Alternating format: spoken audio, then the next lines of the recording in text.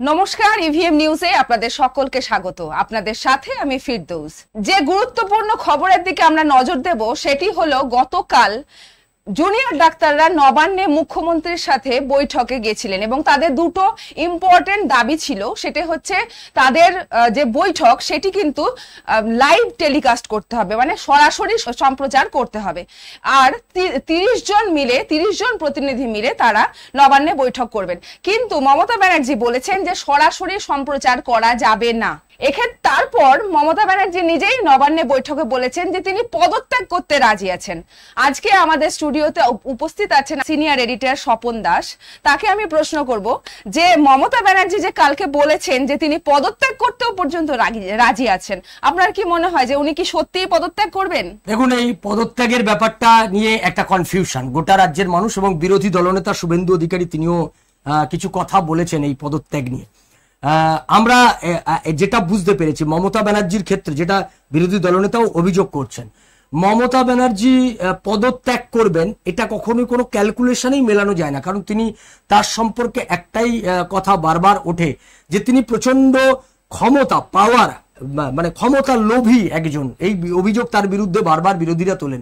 ফলে সেই রকম একজন মহিলা যিনি নির্বাচনে, গত বিধানসভা নির্বাচনে নন্দীগ্রামে শুভেন্দু অধিকারীর কাছে কার্যত পরাস্ত হয়ে গেছিলেন, পরাস্ত হওয়ার পরেও তিনি আবার এই এখানে এসে ভবানীপুর বিধানসভা কেন্দ্রে দাঁড়িয়ে তিনি সেখান থেকে শোভনদেব চট্টোপাধ্যায়কে পদত্যাগ করিয়ে তিনি সেখান থেকে প্রার্থী হয়ে নির্বাচিত হয়েছেন। যদিও সেখানেও শোভনদেব চট্টোপাধ্যায় নির্বাচনে যে পরিমাণ ভোট পেয়েছিলেন, যে পরিমাণ ভোটে জয়যুক্ত হয়েছিলেন, তার থেকেও প্রায় কম, 20,000 কম ভোটে জয়যুক্ত হয়েছিলেন। অর্থাৎ মমতা ব্যানার্জি কিন্তু এত কিছুর পরে, অর্থাৎ মানুষ ব্যক্তি মমতা ব্যানার্জির থেকে ক্রমশ যে দূরে সরে যাচ্ছে, এটা কিন্তু তার ইঙ্গিত। তার দল জিতছিল কিন্তু ব্যক্তি মমতাকে মানুষ অপছন্দ করছিল। এটা কিন্তু নন্দীগ্রামে 2021-এর বিধানসভা নির্বাচনেই পরিষ্কার হয়ে গেছিল। কিন্তু এতৎসত্ত্বেও মমতা কিন্তু ক্ষমতা ছাড়েননি বা অন্য কাউকে তিনি ক্ষমতা ট্রান্সফার করেননি। ফলে সেক্ষেত্রে তিনি এটা করবেন বলে এটা আমরা অন্তত মনে হচ্ছে না, আমার অন্তত সেটা মনে হচ্ছে না। আচ্ছা, এ প্রসঙ্গে শুভেন্দু অধিকারী কালকে কি বলেছেন সেটি আমরা এখন দেখে নেব। মুখ্যমন্ত্রী বলেছেন যে মানুষের স্বার্থে আমি পদত্যাগ করতে রাজি আছি। ওরা হচ্ছে চেয়ার ফালতু ড্রামা। মুখ্যমন্ত্রী পদত্যাগ করবে, ওই জন্য কালীঘাট থেকে নন্দীগ্রামে লড়তে এসেছিল। আবার হেরে গিয়ে তারপরে শোভনদেব চ্যাটার্জিকে, জ্যান্ত লোককে পদত্যাগ করিয়ে মুখ্যমন্ত্রী হয়েছে পিছনের দরজা দিয়ে। এই মুখ্যমন্ত্রী পদত্যাগ করবে বলছে, ওরা বিচার চায় না, ওরা ছায়াকে বিশ্বাস করে না। এই মুখ্যমন্ত্রী পদত্যাগ করবে। নিজে যখন মিটিং করে, লাইভ স্ট্রিম করে ইমেজ বিল্ড আপের জন্য, আর ডাক্তার, জুনিয়র ডাক্তারদের সঙ্গে লাইভ স্ট্রিম করে মিটিং করতে আপত্তিটা কোথায় ওনার? মুখোশটা খুলে যাবে না? ডাক্তার এসপি দাসকে দিয়ে যা করেছেন, স্বাস্থ্য দপ্তরে চুরি চামারি সব বেরিয়ে যাবে। কোভিডের টাকা মেরেছেন লোক জানে না? পিএম কেয়ারের 2,200 কোটি টাকা। আপনার এক্স সিএস রাজীব সিনহা, মহুয়া ব্যানার্জিরা কি চুরি করেছে, আমার কাছে সব কাগজ আছে। স্বপন দাস, শুভেন্দু অধিকারী বলেছেন মমতার পরিবার, পুরো পরিবারও পর্যন্ত স্বাস্থ্য দুর্নীতির সাথে যুক্ত। এটা একদম সঠিক বিষয় তিনি উত্থাপিত করেছেন, তথ্য প্রমাণ দিয়ে বলেছেন। আমরা আপনাদের কাছে সে ভিডিও আছে, সেটাও হয়তো আমরা দেখব। আমি যে বিষয়টা বলি, আসলে মমতা ব্যানার্জির পরিবার, রাজ্যের যতগুলো দুর্নীতি হয়েছে প্রত্যেকটা স্ক্যামে কিন্তু মমতা ব্যানার্জির পরিবার যুক্ত হয়ে গেছে।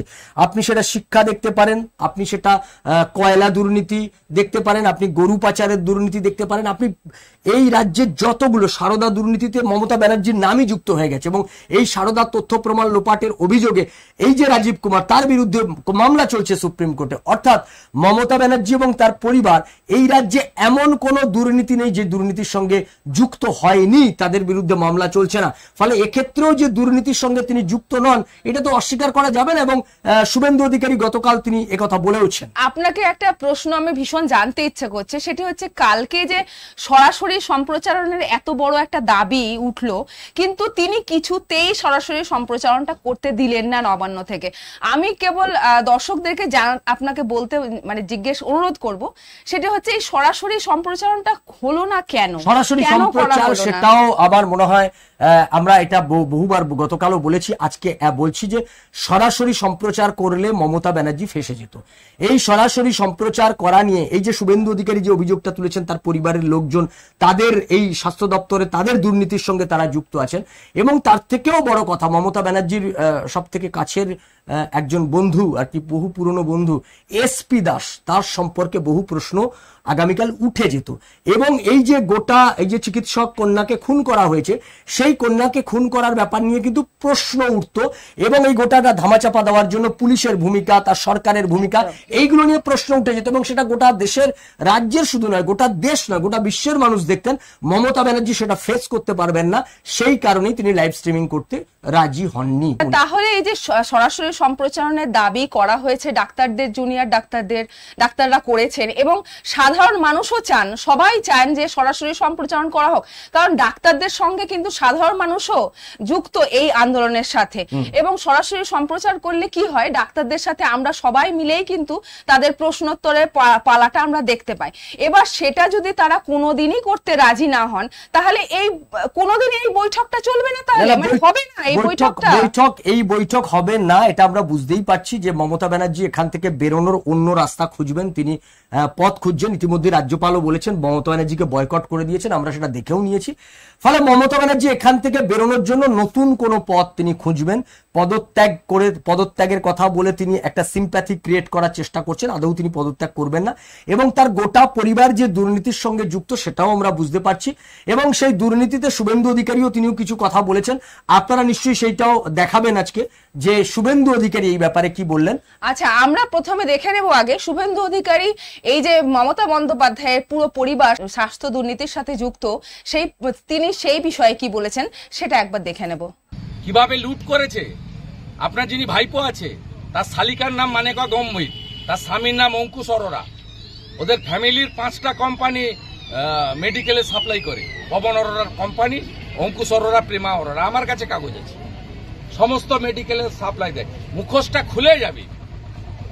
ওই জন্য উনি সাধারণ কিছু করতে গেলে খিঁচমেরি ফটো, চা বাগানে চা তুলছেন, কখনো ঘাটালে শুকনো জায়গায় দাঁড়িয়ে জলে নেমে যাচ্ছেন, খিঁচমেরি ফটো, আর এখানে লাইভ স্ট্রিমিং করতে আপত্তি। আপনি একটা কথা বলুন এবার, যে মমতা ব্যানার্জি যে তার পরিবার পুরো স্বাস্থ্য দুর্নীতির সাথে যুক্ত, তাহলে তিনি পদত্যাগ করলে তার সাথে তো পুরো পরিবার ফেসে যাবে। সেক্ষেত্রে তাহলে তিনি কি পদত্যাগটা করবেন বলে আপনার মনে হয়? প্রথম কথা হচ্ছে, পদত্যাগ করার মতো কোনো পরিস্থিতি এখনো তৈরি হয়নি। এটা গোটাটাই গিমিক। মমতা ব্যানার্জি গিমিকের রাজনীতি করেন, বহুবার এটা আমরা দেখেছি। অতীতে তিনি গলায় দড়ি দিয়ে ঝুলবেন বলে নাটক করেছিলেন, তখন সুব্রত মুখার্জি, পরবর্তীকালে কলকাতার মেয়র হয়েছিলেন।